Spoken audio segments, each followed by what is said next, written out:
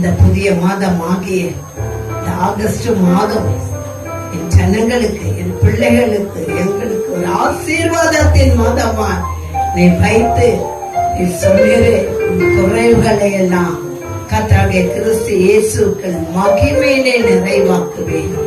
ஆகவே நீங்கள் ஒன்றுக்கும் கவலைப்பட வேண்டாம். எதை குறித்து நீங்கள் கவலைப்பட வேண்டாம். உங்கள் விண்ணப்பங்களை ஸ்தோத்திரத்தோட கூடிய ஜபத்தினாலும் வேண்டுதான் அவருக்கு தெரியப்படுத்துங்க, அவ்வளவுதான். ஆகவே எனக்கு அருமையான தேவப்பிள்ளை, இந்த உலகத்திலே எத்தனையோ பேர் நம்ம இருக்க நண்பர்கள் இருக்கலாம், சொந்தக்காரர்கள் இருக்கலாம், சம்பந்தப்பட்ட ஜனங்கள் இருக்கலாம். ஆனால் கடைசி வரைக்கும் கைவிடாத ஒரு கர்த்தர் இயேசு கிறிஸ்து மாத்திரமே. மறந்து போகாதீங்க. நம்மை நாமே ஒப்பு கொடுத்து ஆராதனை பிரியப்படுகிற தேவனுக்கு நம் ஆராதனை செலுத்தி அவரை மகிமைப்படுத்தணும்.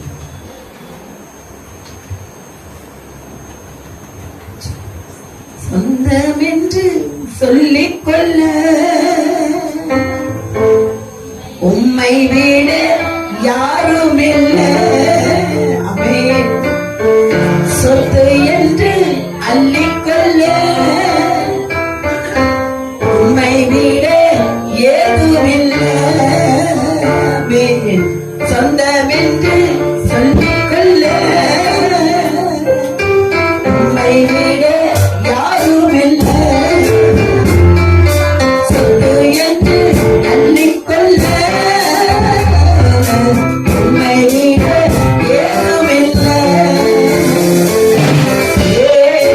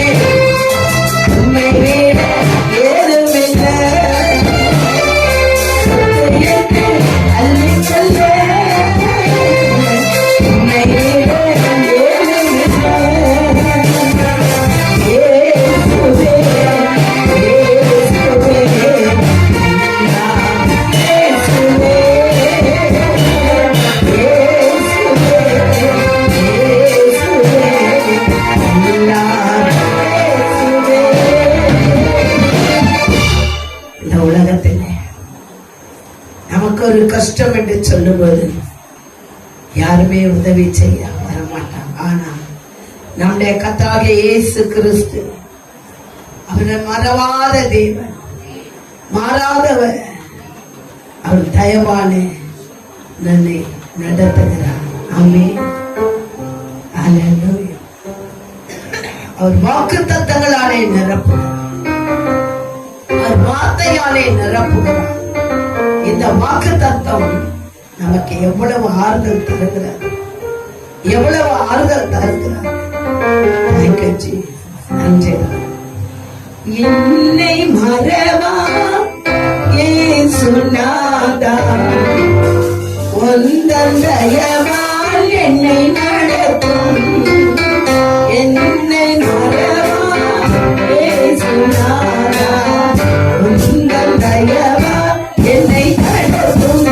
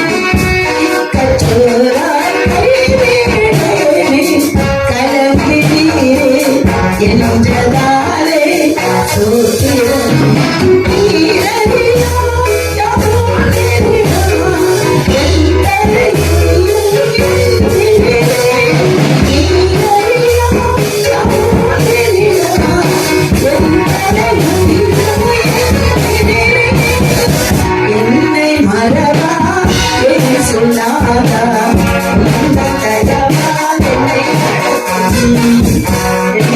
மறவா இயேசுநாதா உந்த தயவால் என்னை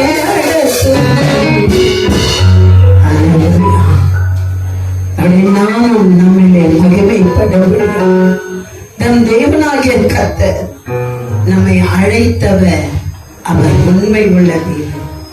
அவர் சொல்லுகிறார், நீ ஒன்றுக்கும் கவலைப்படாம். எதை குறிச்சு கவலைப்படாம்? துன்பமோ வியாதியோ விக்கனமோ கைவிடப்பட்ட சூழ்நிலையோ வருத்தமோ பாரமோ எது உன்னை நெருங்கி கொண்டிருக்கிறது? குடும்பத்துகிறார்களா? உன் சொத்துக்களை தட்டி பறிக்க நினைக்கிறார்களா? காணாமல் போன உன் காரியங்களை கண்டெடுக்க அவர் கிருபை தருகிறார். அது மாத்திரமல்ல, உன்னை ஆசீர்வதிப்பேன் என்று சொல்லி உன்னை ஆசீர்வதித்து அந்த பாதியிலேயே அது நின்று போகுமானா அவர் சொல்லுகிறார், அது உனக்கு தான்ப்பா, உனக்கு தான்ப்பா, உனக்கு நான் கொடுத்தேன். அது முற்றிலும் முடிய ஆசீர்வதிப்பேன். கடைசி நாளிலே நீ சாட்சியாய் இருப்பாய் என்று. ஆகவே எனக்கு அருமையான தேவ பிள்ளைகளே, இந்த நாளை கர்த்தர் நமக்கு ஆசீர்வாதத்தின் நாளாய் அவர் மாற்றி கொடுத்ததற்காக கர்த்தருக்கு நாம் நன்றியை செலுத்துவோம். ஹல்லேலூயா. காரணம் என்னைக்கு கர்த்தர் வெளிப்படுத்தின அந்த வார்த்தை, நீ ஒன்றுக்கும் கவலைப்படாமல். எதெல்லாம் குறிச்சு உங்கள் கவலையாக இருக்குது? ஏன் உன் தகப்பனை நீ மறந்தாயோ? நீ மறந்தால் அவர் மறக்க மாட்டார். உங்களை அவர் உள்ளம் கரங்களிலே வரைந்து வைத்திருக்கிறார். நித்தம் அவர் உன்னை வழி நடத்தி அவர் சொன்ன வார்த்தை தெரியுமா? மகா வறட்சியான காலம். சாதாரண வறட்சி இல்லை, மகா வறட்சி.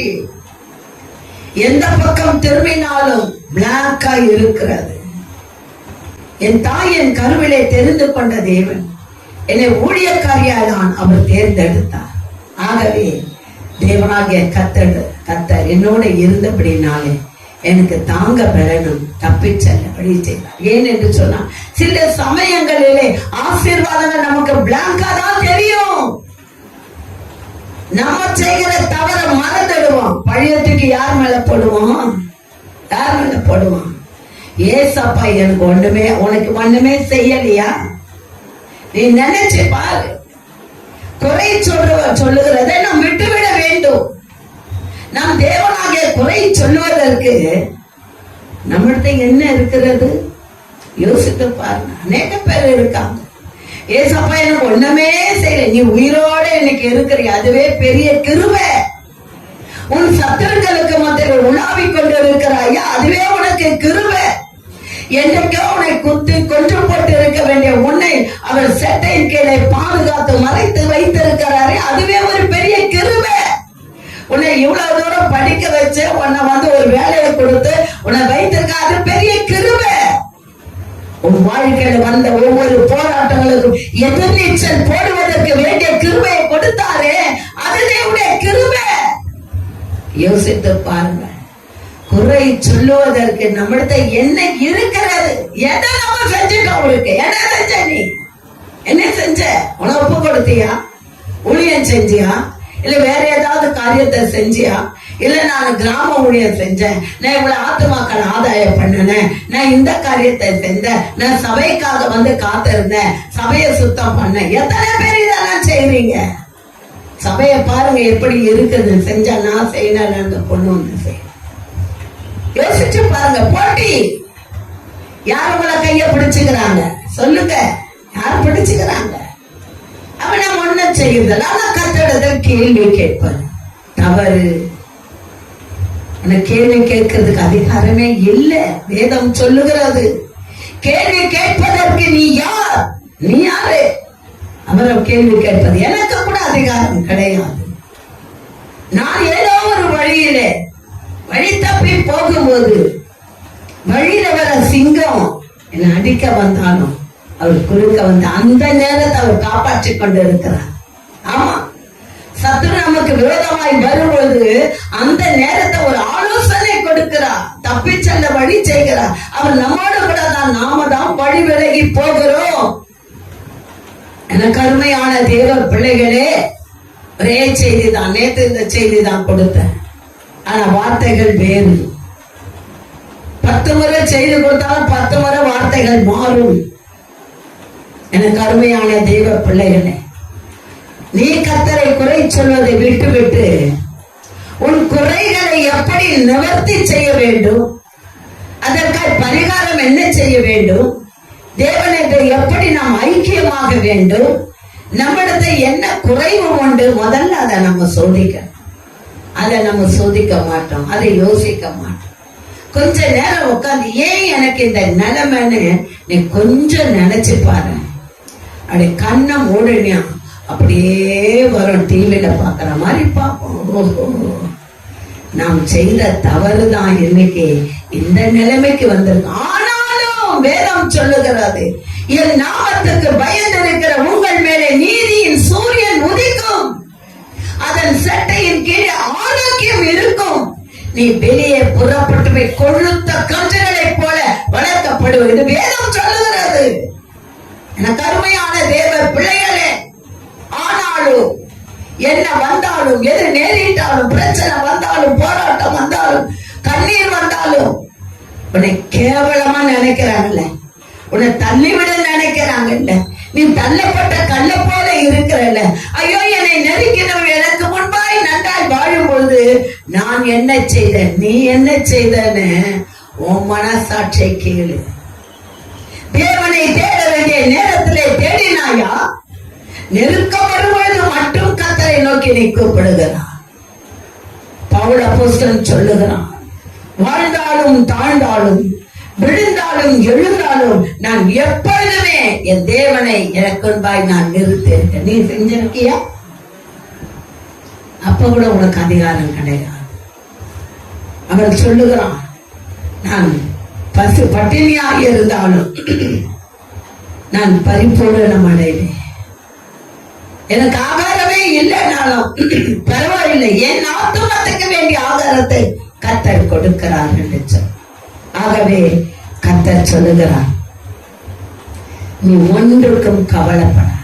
அதெல்லாம் விட்டு கவலைப்படுற இல்ல, உட்காந்து ஒரு 1/2 மணி நேரம் அழுகிற, புலம்புற, யோசிக்கிற, உன்னே நீ மறந்து போற, உன்னே மறந்து வார்த்தைகள் இன்னும் கர்த்தரை குற்றப்படுத்தும்படியாய் உன் வாயிலே சமயம் பார்த்து சத்துரு வார்த்தைகளை போட வருவான். அது நடக்குது இன்னைக்கு. நம்ம அறியாமலே அதை செய்கிறோம். யோசித்துப்பா, நீ இந்த காரியத்தை குறித்து குற்றப்படுத்தினபடினாலே வழிபோக்கனை போல வந்தவன் உன் நாவிலே இறங்கி அவரையே குற்றப்படுத்த வைக்கிறான். இது தவறு இல்லையா? இது தவறு இல்லையா? நம் தேவாதி தேவனை குற்றப்படுத்துவது தவறு இல்லையா? நீ கொஞ்சம் நினைச்சு பாரு. உன்னை தள்ளிட்டாங்க, ஆனா கர்த்தர் உன்னை தூக்கி எடுத்து இப்பவும் நம்ம எப்படி வச்சிருக்காரு தெரியுமா? மேலான ஸ்தானத்துல வச்சிருக்காரு. இப்பவும் நம்ம கீழே இல்லை, நம்ம மேலதான் இருக்கிறோம். அப்படிப்பட்ட நம் தேவனாகிய கர்த்தர் அடிக்கடியா நினைப்ப, ஆண்டவரே நான் தகுதியே இல்லப்பா, இந்த இடத்துல நிற்பதற்கு நான் தகுதி இல்லை. ஒவ்வொரு காரியத்தையும் குறிச்சு நான் நினைப்பேன், ஆண்டவருடைய சமத்துக்கு என்ன ஏதாவது இருக்குதா, என்ன ஏதாவது இருக்கா, என்ன ஏதாவது என்ன கேட்டுக்கொண்டே இருக்கிற, என்ன ஏதாவது இருக்கா?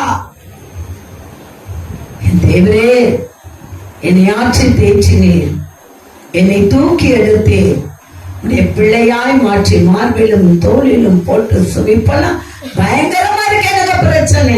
எப்ப நான் சபையா மாற்றி என்ன கர்த்தருடைய பந்தி ஆயத்தப்படுத்தி நான் கர்த்தருக்காகவே ஓடி இரவு பகல் தூக்கம் இல்லை கர்த்தருக்காகவே என்னை முழுவதுமா நான் ஒப்பு கொடுத்தேனோ, பிரச்சனைகள் அதிகம், போராட்டங்கள் அதிகம், மன சஞ்சலம் ஒவ்வொரு நாளும் என்னால சொல்ல முடியாது. சத்துரு வருவான், அவன் பாட்டு வந்தவளை முடிச்சுட்டு போ. யோசிப்பேன், கர்த்தர் சொல்லுகிறான், உன்னை சோதித்து அறிந்தேன், உன்னை சோதித்து பார்த்தேன், உன்னை பொன்னாய் நான் மாற்றி எல்லாம் முடிச்சு மேல வருவேன். சத்துரு வந்து நிற்பான். நீங்க பார்த்து கொள்ளுங்கன்னு சொல்லி நான் வந்துடுவேன். இப்படியா அவனை எதிர்த்து நிற்பதற்கு நீ பலனை கேட்கல, அதை கேட்கல. அவரை குறை சொல்லி கொண்டு இருக்கிறான். அவரை குறை சொல்லுகிறான். உனக்காகவே இந்த உலகத்துக்கு வந்தான். உனக்காகவே அடிக்கப்பட்டான். உனக்காகவே ரத்தம் சிந்தினா. என்றைக்கு உனக்காகவே அவர் உயிரோட அவர் இருக்கிறார். மீண்டும் வருவேன் என்று சொல்லி இருக்கிறார். அந்த வருவேன் என்று சொன்னதற்கு நீ என்ன ஆயத்தத்தோட இருக்க? உனக்குள்ள என்ன ஆயத்தம் இருக்கிற? நீ எப்படி இருக்கிறா? நாளைக்கே வந்தா நீ என்ன செய்ய போற? ஒவ்வொரு நாளும் ஆயத்தம். ஆகவேதான் எனக்கு அருமையான தேவ பிள்ளைகளே, 2வது வசனம், அப்போது எல்லா புத்திக்கும் மேலான தேவ சமாதானம் என்று வேதம் சொல்லுகிறது. உங்கள் இருதயங்களையும் உங்கள் சிந்தனைகளையும் கிறிஸ்து இயேசுவுக்குள் அது காத்துக்கொள்ளும். அப்பொழுது எப்பொழுது நீ மனம் திரும்ப. இல்லம்மா நான் மனம் திரும்பிட்டேன், நான் ஞானஸ்தானம் எடுத்துட்டேன், நான் இப்ப கர்த்தருடைய பிள்ளையதான் இருக்கிறேன். கர்த்தருடைய பிள்ளையா இருந்தா அவர் தோளிலே படுத்துக்கிட்டு அவரே நம்ம குறை சொல்லுவோமா? யோசிச்சு பாரு. அவர் கைவிட்டா நம்ம நிலைமை என்ன? அவர் மறந்தா நம்ம நிலைமை என்ன? யோசிச்சு பாருங்க. எல்லா சூழ்நிலையிலும் அவர் நம்மோடு கூட இருக்கிறார். ஆகவே ஒவ்வொரு வாக்கு தத்தத்தையும் கர்த்தர் உங்களுக்கு கொடுக்கும் போது அந்த வாக்கு தத்தத்தோடு கூட நாம் அவர் கரத்திலே வைத்திருக்கிறார். வாக்கு தத்தம் பண்றாரு. அந்த வாக்கு தத்தத்தை எந்த சத்துரு வந்து திருடி விடுவானோ என்று அவர் தம் உள்ளம் கரங்களிலே நம்மை வைத்திருக்கிறார். எனக்கு அருமையான தேவ பிள்ளைகளே, கர்த்தர் சொன்னதை செய்து முடிக்கிற வரைக்கும் நாம் விலகவே கூடாது. அப்ப முடிச்சிருச்சுன்னா விலகலாம் கூடாது. உன் மரண பரியந்தம் அவர் உன்னை தோளிலே சுமக்கிறார். நீ அமைதலா அவரை ஸ்தோத்திரம் பண்ணி அவரை துதித்து அவரை ஆராதித்துக் கொண்டு, அதுதான் அவருக்கு பிரியமான ஒரு காரியம். ஆகவே எனக்கு அருமையான தேவ பிள்ளை, யோசுவாவின் புஸ்தகம் 6ஆம் அதிகாரம் 7வது வசனம், எரிகோவையும் அதன் ராஜாவையும் யுத்த வீரரையும் உன் கையிலே ஒப்பு கொடுத்தேன் என்று உரைக்க. ஒப்பு கொடுத்தேன், கொடுக்க போகிறேன் என்று அவர் சொல்லவில்லை. ஒப்பு கொடுத்தேன், அவர்களை உன் கையிலே நான் கொடுத்தேன். யோசித்து பாருங்கள். எரிகோ மதில் விழுவதற்கு காரணம் அவர் கொடுத்த வாக்குத்தத்தம். உங்கள் வாழ்க்கையிலே நீங்கள் நிலை நிற்பது அவருடைய வாக்குத்தத்தம். நிலை நின்றாதான் அடுத்தது உனக்கு என்ன செய்ய வேண்டும் என்று சொல்லி அங்கே ஒரு ப்ராசஸ் நடந்து கொண்டு இருக்கிறது. அது முழுமை அடைய வேண்டும் என்று சொன்னால் நீ காத்திருக்க வேண்டும். காத்திருக்கலன்னா ஒன்னும் நடக்காது. ஆகவே அந்த எரிகோ மதில் விழுவதற்கு காரணமாக இருந்தது வாக்கு தத்தத்தை உறுதியாய் பற்றுக்கணும். ஆனா இங்க வாக்கு தத்தம் பண்ணினாலும் மறுநாள் வந்து உனக்கு என்னமா வாக்கு தத்தம் கர்த்தர் கொடுத்தாருன்னு கேளுங்களேன். திருத்தணும், அவ்வளவுதான். நேற்று சொன்ன வார்த்தை காத்தோட போயிடுச்சு. நான் போன என்னமா அது என்னை விட்டு போயிடுச்சு. இப்ப எங்க இருக்கும்? நீ வார்த்தையே உன்னால காப்பாற்ற முடியல. நீ கேட்கிற இந்த பெரிய ஆசோத்தை கொடுத்துட்டா நீ காப்பாற்றுவியா? உன்னை நான் பலப்படுத்தி கொண்டு இருக்கிறேன். நீ நினைக்கிற நான் உன்னை கைவிட்டுட்டேன். நான் கைவிடல. உனக்கு நான் கொடுக்க போகிறேன் அந்த மிகப்பெரிய ஒரு ஆசீர்வாதத்தை நீ கடைசி வரை காப்பாற்ற வேண்டும். சின்ன சின்ன போராட்டங்கள் உன் வாழ்க்கையில வரலானா நீ தேறினவனா இருக்க மாட்டாய். குழந்தைகள் தத்தி தவிழ்ந்து நடக்கும் பொழுது பெற்றோர் கையை பிடிச்சு அந்த கையை வெட்டுவாங்க. அது தத்தக்கா புத்தக்காரன் வந்து என்ன பண்ண கீழே விழும், தூக்க மாட்டாங்க, அதுவே எழுந்திருக்க. ஏன் அவங்க எழுந்திருக்கணும்னு நினைக்கிறாங்க? ஏன் நினைக்கிறாங்க? அது தன் சொந்த கால நிற்க வேண்டும், தானாக நடக்க வேண்டும் என்று அதை பார்த்து ரசிக்கிறார்கள். அந்த பிள்ளை விழுவதை கண்டு அவங்க வந்து துக்கப்படல, சந்தோஷப்படுறாங்க. ஏன்? என் பிள்ளை பழகட்டும், பழகட்டும். இந்த உலகம் என்றால் என்ன, பணம் என்றால் என்ன, பற்று என்றால் என்ன, பாசம் என்றால் என்ன, அது எப்படி இருக்கும்? இதோ விழுந்து போன என் பிள்ளையை நான் விட்டுவிட மாட்டேன், நான் தூக்கி எடுப்பேன், நான் தூக்கி எடுப்பேன். ஒரு நிலைமை அப்படியே இருக்காது. அவசரப்பட்டு ஏதோ ஒரு முடிவுக்கு வந்துடாத. கர்த்தருக்கு பிரியமான காரியங்களை செய்ய மனதாயிரு. கொடுப்பேன் என்று சொல்லவில்லை, நான் கொடுத்தேன், உனக்கு வாக்கு பண்ணினேன், உனக்கு செய்தேன். சில பேர் பெற்றுக் கொள்றாங்க, சில பேர் பெற்றுக்கொள்ள முடியவில்லை. இந்த வேதம் சொல்லுகிறது, இரு பக்கம் கருக்குள்ள பட்டயம். நான் சோதிக்கவில்லை, சத்ரு சோதிக்கிறான் என்று வேதம் சொல்ல. ஆனா அதே சமயத்துல இன்னொரு பக்கத்துல பாத்தீங்கன்னா, உன்னை சோதித்து அறிந்தேன், உன்னை பொன்னாய் மாற்ற. அப்ப இது யார் சொல்றது? யார் சொல்றது? இது யார் சொல்றது? இயேசு. உன்னை தண்டிக்கவும், உன்னை அரவணைக்கவும், உனக்கு முத்தமிடவும் அதுக்கு அதிகாரம் உண்டு அவருக்கு. எல்லாம் செய்ய முடியும். ஏன்னா ஏன் பிள்ளை நான் பெற்றெடுத்த, நான் எல்லாம் செய்வேன். நீ யார் அதை கேட்கறது? அப்படின்னா சத்துருவை பார்த்து கேட்க, நீ யார்? நீ எங்கிருந்து வந்தார்? சத்துரு யோபை பார்த்து, அவன் பயங்கரமாய் பஞ்சத்த பொழுது அதற்கு முன்பாக கர்த்தரிடத்தில் போய், உன்னை நேசிக்கிற ஒரு மனுஷன் இந்த உலகத்திலே உண்டா? ஆமா, ஒருத்தன் இருக்கான், அவன் பேரு யோபு. அவன் மேலே நீ கண் வைத்தாயோ? உன் கண்ணில் அவன் பட்டுட்டானா? பரவாயில்லை, நீ எது வேணா செய், ஆனா உயிரை மட்டும் தொடா. ஜீவனை தொடுவதற்கு அதிகாரம் இல்லை. ஒரு 3 நாளைக்கு முன்பா அதை தான் நான் நினைச்சுக்கிட்டேன். ஆண்டவரே, யோபுக்கு வந்த அந்த வேதனை விடவா எனக்கு? யோபு ஓட்டை எடுத்தான், ஆனா சீப்பை எடுத்தேன். அல்லேலூயா. கண்கள் கலங்குகிறது, உடல் முழுக்க எரிச்சல் எரிகிறது. நான் சொன்னப்பா, யோபுவை போலலாம் நான் உத்தமா இல்லப்பா, அந்த அளவுக்கு அழகா இல்லை.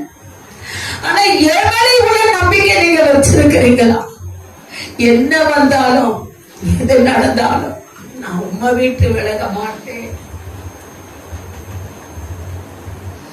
எத்தனை போராட்டம் வந்தாலும் உம்மை முன்பாக வைத்து நான் ஜெபிப்பேன், ஜெயிப்பேன். ஆனா உம்மை பத்தி நான் குறை சொல்ல மாட்டான். நீர் எனக்கு சுகத்தை கொடுத்தாலும் சரி, கொடுக்காவிட்டாலும் சரி, உம்முடைய காரியங்கள் ஒவ்வொன்றும் பெர்ஃபெக்ட்டா நான் செய்வேன். அதற்கு மட்டும் எனக்கு பலன் கொடுத்து இருக்கிறீங்க. அந்த நேரத்திலே பேச முடியாதுன்னு வருவேன், தொண்டையில பயங்கரமான பிரச்சனை முடியாது என்று வருவேன். ஆனா என் தேவனுக்கு கொடுத்த நேரத்தையோ அவருக்கு கொடுக்கப்பட்ட காரியத்தையோ நான் செய்யாமல் விட்டதே கிடையாது. ஆகையினால் அந்த 36 வருட பயணம் கோணலானவைகளை கூட அவர் செவையாய் மாற்றி என்னைக்கு உங்கள் மத்தியிலே நிறுத்தி வைத்திருக்கிறார். ஆகவே எனக்கு அருமையான தேவ பிள்ளைகளே, நமக்கு பிரச்சனைகள் வரும்போது தேவன் நமக்கு கொடுத்த வாக்கு தத்தத்தை நாம் மறந்து போகிறோம். ஞாபகம் இல்லை. என்ன வாக்கு தத்தம் பண்ணினா ஞாபகம் இல்லை. ஏன்னா அததான் முதல்ல அவன் திருடிட்டு போறான். ஓஹோ, உனக்கு வாக்கு தத்தமா? அந்த வாக்கு தத்தத்தை நான் மறக்கடிக்கிறேன் பார். எப்படி மறந்தா? நீ தேவனோட இருந்தா உன்னால மறக்க முடியாது. கர்த்தர் இத சொல்லிட்டார், நான் விட மாட்டேன். அது கிடைக்கிற வரைக்கும் நான் காத்திருப்பேன். எத்தனை பேர்? காலங்கள் உருண்டும், வருஷங்கள் மாறும், ஆனால் கர்த்தருக்கு காத்திருப்போம், புது பலனை அடைவீர்கள். கரங்களை தட்டி தேவனை நாம் மகிமைப்படுத்துவோம். கழுகானது 40 ஆண்டுகளுக்கு பிறகு தன்னுடைய சிறகுகளை அது உதிர்த்து போட்டுவிடும். ஒன்னா பிச்சு பிச்சு பிச்சு பிச்சு ரத்தம் வருவது அது எல்லாவற்றையும் உதிர்த்து போட்டுவிட்டு அது பெரோந்து தோழன் அவலட்சணமாய் இருக்கும் பார்க்கறது. அந்த புதிய சிறகுகள் முளைக்கிற வரையிலும் அது காத்திருக்கும். எனக்கு அருமையான தேவ பிள்ளைகளே, உனக்கு கஷ்டம் வரும்பொழுது, வேதனை வரும்போது, சத்துருவை நெருங்கும் போது அவருடைய பாதத்தில் அமர்ந்து நீ காத்திருக்கிறாயா? நீ காத்திருந்தாயா? வியாதி வரும்போதும், விக்கனம் வரும்போதும், துன்பம் வரும்போதும், துயரம் வரும்போதும், சமாதான குறை வரும்போது நீ காத்திருந்தாயா? இல்ல, அதுக்கு மாறாடி வேற எதையோ செய்தான். அந்த கழுகுக்கு அந்த புதிய சிறகுகள் முளைத்த பிறகு அது ட்ரையல் பார்க்கும். பாருங்க, நடந்து பார்க்கும், கையை விரிச்சு பார்க்கும், சரியாயிடுச்சா, முழுமை அடைந்து விட்டனா, நான் முழுமை அடைந்து விட்டேனா, உதிர்த்து போட்ட சிறகுகள் எல்லாம் எனக்கு முளைத்து விட்டதா, தன்னை தானே அது சோதித்து அறியும். நீ சோதித்து அறிந்தாயா? உன்னை நீ சோதித்தாயா? அதன் பிறகு அது கால்களை ஊன்றி செட்டைகளை அடித்து அது உயர பறக்கும், உயர பறக்கும். எனக்கு அருமையான தேவ பிள்ளைகளே, கர்த்தருக்குள் நீ காலொன்றை நிற்கும் பொழுது உன் ஆத்தும பலன் ரெக்க கட்டி பறக்கும். ஹல்லேலூயா. ஆத்தும பலன் எல்லாவற்றையும் செய்ய கர்த்தர் கிருபை தந்திருக்கிறார். ஒரு பறவை, சாதாரணமான ஒரு பறவை, அது தனக்குரிய காரியங்கள் வருவரை அது காத்திருக்கும் பொழுது நாம் ஏன் காத்திருக்க கூடாது? நாம் ஏன் காத்திருக்க கூடாது? சத்துருவால் வரும் துன்பம் அநேகமாய் இருக்குமானால் கர்த்தர் நம்மை காப்பாற்றுவார். தேவன் நமக்கு கொடுத்த வாக்குத்தத்தம் அதை உறுதியாய் நாம் பற்றி கொண்டிருக்க உறுதி இல்லை. தளர்ந்து போன ஒரு காரியம், மனம் தளர்ந்து போயிடுச்சு. பிரச்சனை வரும்போது வேற ஏதாவது ஒரு மாற்று காரியத்தை செய்யலாமா? யார்கிட்டயாவது போய் ஆறுதல் கேட்கலாமா? அவங்களுக்கு தவறான காரியத்தை சொல்லுவாங்க. அத மறந்துடுப்பா, வா நம்ம வேணா இங்க போலாம், வா சினிமாக்கு கொஞ்ச நேரம் போலாம், நீ அதை மறந்துடுங்க. இல்லைன்னா நான் ஒரு பானத்தை கொடுக்கிறேன் குடி, அது கொஞ்சம் கவலைய தீர. எப்ப தீக்கும் கவலைய? நீ பேசினா தீர்ந்துடுமா? நீ குடிச்சா தீர்ந்துடுமா? இல்ல வேற ஏதாவது ஒரு காரியத்தை நீ தவறான முறையில போனா தீர்ந்துடுமா? பிரச்சனை ரக்க கட்டி பறக்கும், வழிவகுக்கும், வாக்கு தத்தங்கள்லாம் நிர்மூலமாக்கி போயிடும். ஆனா அதை விட மாட்டார் ஆண்டவர். நீ எப்ப திரும்பி வரையோ அது வரைக்கும் அது உனக்கு தான் என்று காத்திருப்பார். எத்தனையோ பேர் திரும்ப அதை பெற்றிருக்கிறாங்க, எத்தனையோ பேர் பெறாமலே போய் சேர்ந்து இருக்கிறாங்க. எனக்கு அருமையான தேவ பிள்ளைகளே, கர்த்தரை சார்ந்து இருக்கிறவர்களுக்கு இம்மையிலும் ஆசீர்வாதம், மறுமையிலும் ஆசீர்வாதம். ஆகவே வேதம் சொல்லுகிற வானமும் பூமியும் ஒளிச்சு போயிடும், என்னுடைய வார்த்தை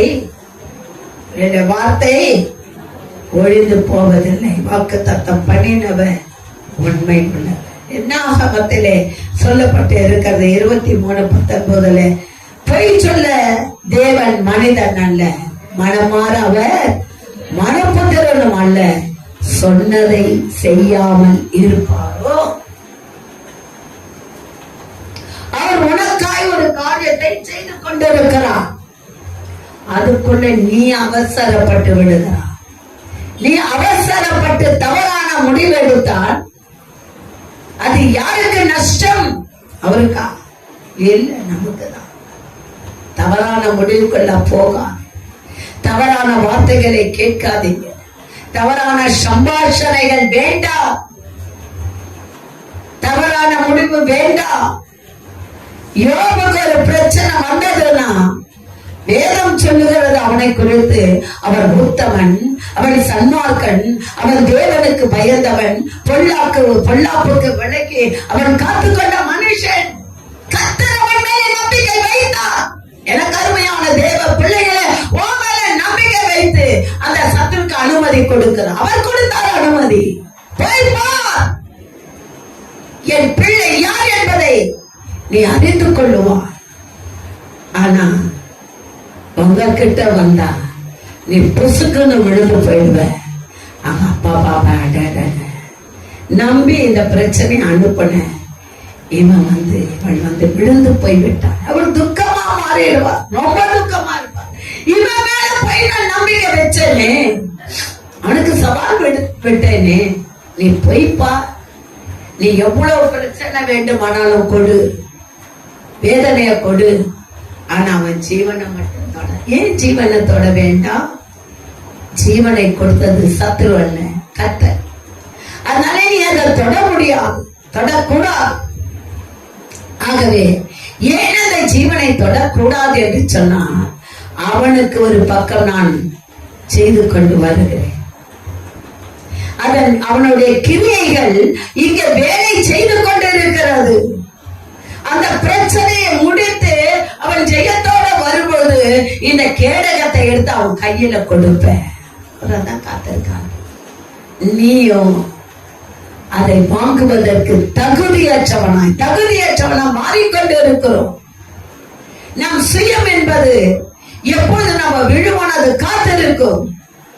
நமக்குள்ள சுயம் சாக வேண்டும். என்னால முடியும், என்னால செய்வேன், நான் அதை பண்ணுவேன், நான் இதை செய்வேன், இத தள்ளிட்டா நான் வந்துருவேனா, பாரு என்ன செய்யறப்பா, போ கொலை பண்ணிட்டு ஜெயிலுக்கு போ, அதான் செய்ய முடியும்.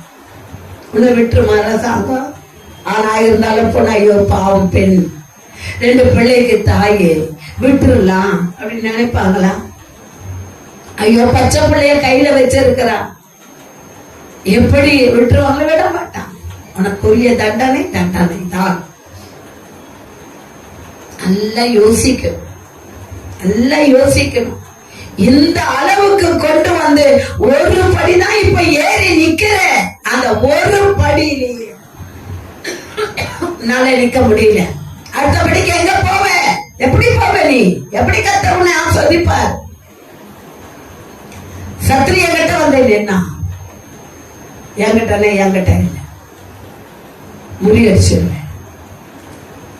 அவன் பிரச்சனை உள்ள அவன் கடந்து போகும்போது அவன் சவாலோட தான் போவான்.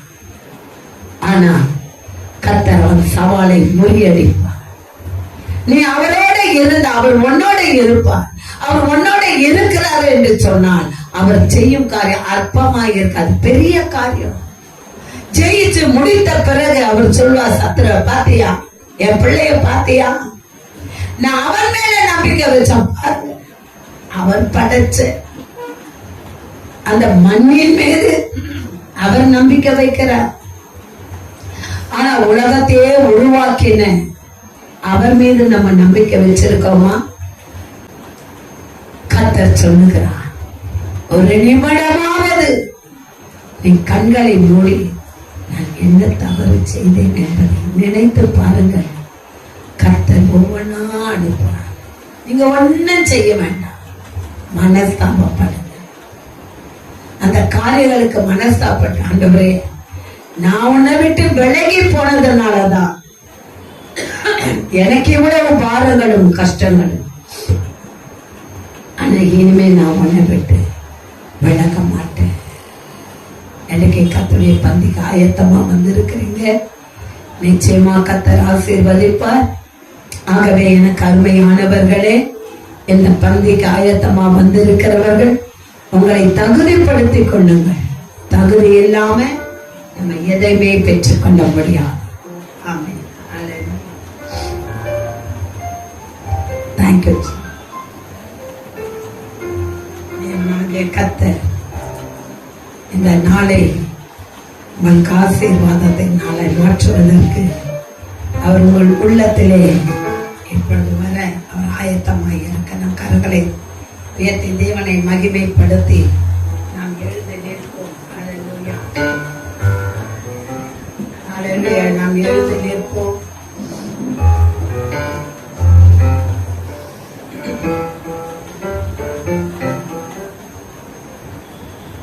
அல்லேலூயா. தேவ நாமம் மகிமைப்படும்படியா. Thank you, Jesus. நன்றி ஆண்டவரே. அவரை துதித்து நாம் கனப்படுவோம். துதிக்கும் மகிமைக்கும் பாத்திரரே,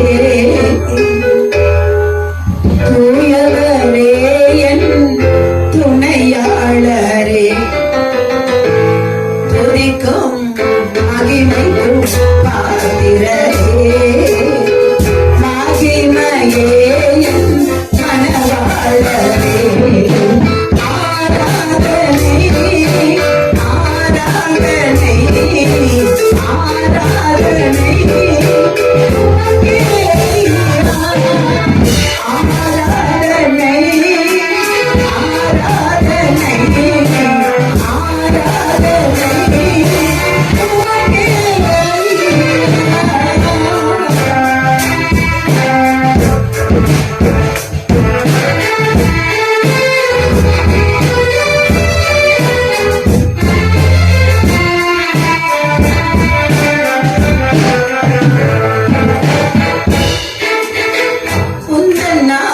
அறிந்த என்னை, உன்னில் வாழ்ந்து கொண்ட என்னை, வென்று உயர்த்திடுவே, உயர்த்திலே மகிழ்ந்திடுவே. உந்தன் நாமம் அறிந்த என்னை, உன்னில் வாஞ்சை கொண்ட என்னை, வென்று உயர்த்திடுவே, உயர்த்திலே மகிழ்ந்திடுவே.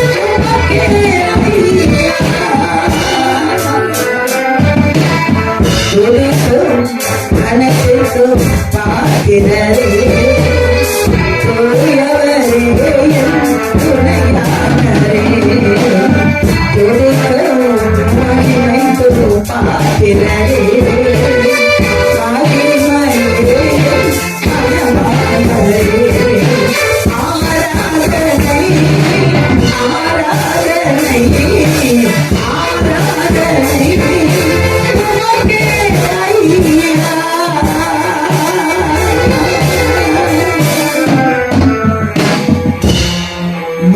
மகிமைப்பட வேண்டியவர், மகிமைக்கு பாத்திர, கனத்துக்குரியவர். அவரை நோக்கி நாம் பார்ப்போம். அல்லேலூயா.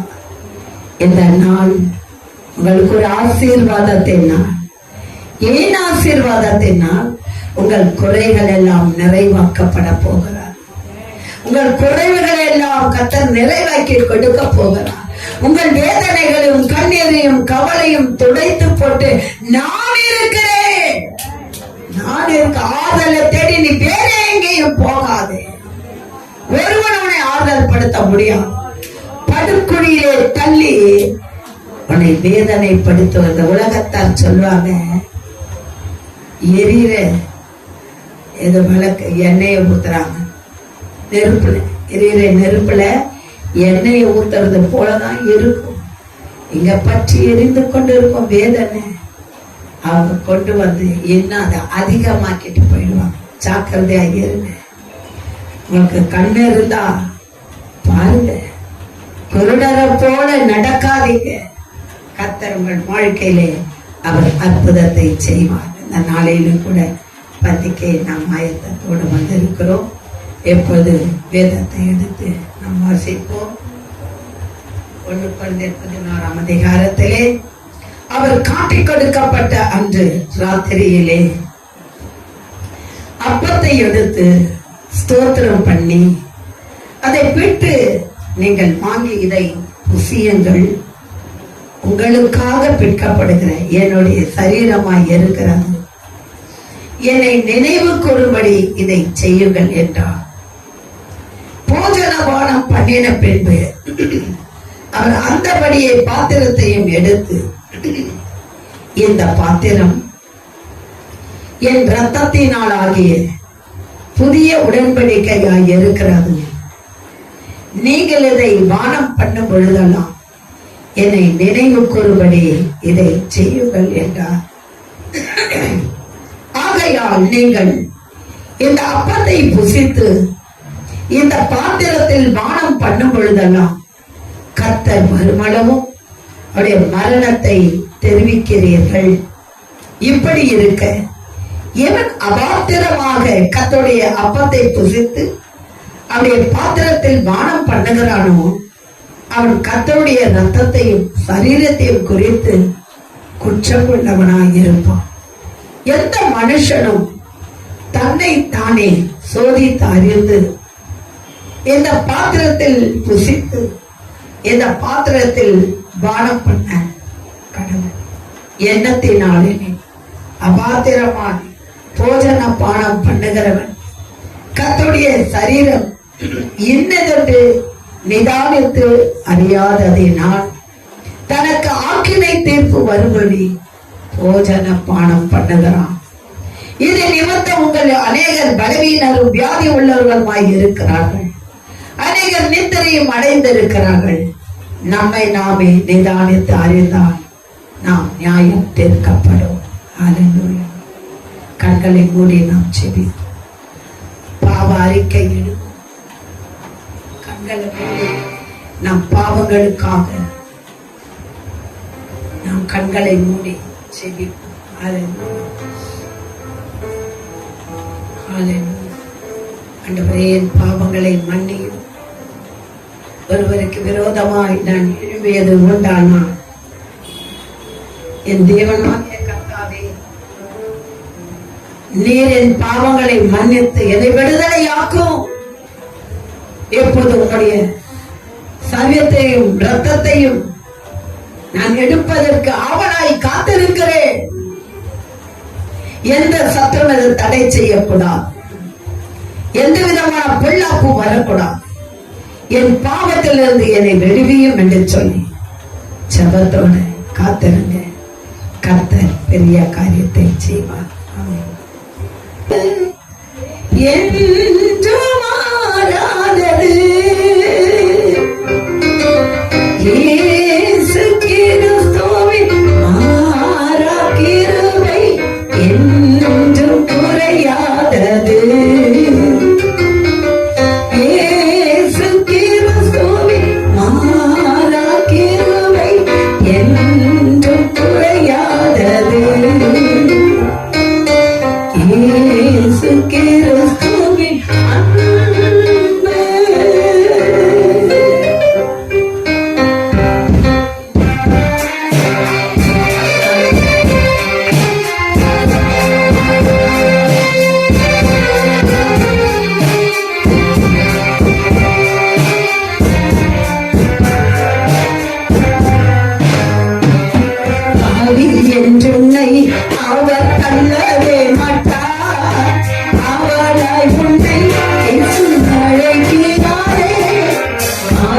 என்றுனை அவர் தள்ளவே மாட்டார்.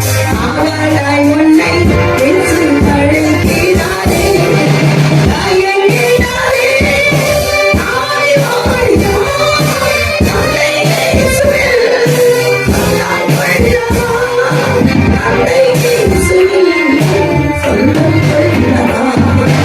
இயேசு கிறிஸ்துவின் அன்பு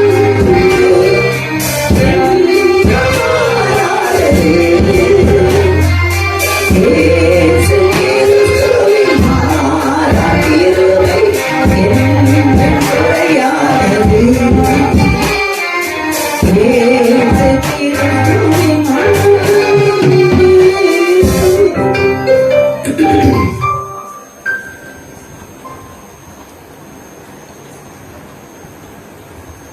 அவர் காட்டிக் கொடுக்கப்பட்ட அன்றைய ராத்திரியிலே அப்பத்தை எடுத்து ஸ்தோத்திரம் பண்ணி அதை பிட்டு நீங்கள் வாங்கி புசியுங்கள், இது உங்களுக்காக பிற்கப்படுகிற என்னுடைய சரீரமாய் இருக்கிறது, என்னை நினைவு கூறும்படி இதை செய்யுங்கள் என்றார். நாம் ஏகோபித்து இந்த அப்பத்தை புசிப்போம்.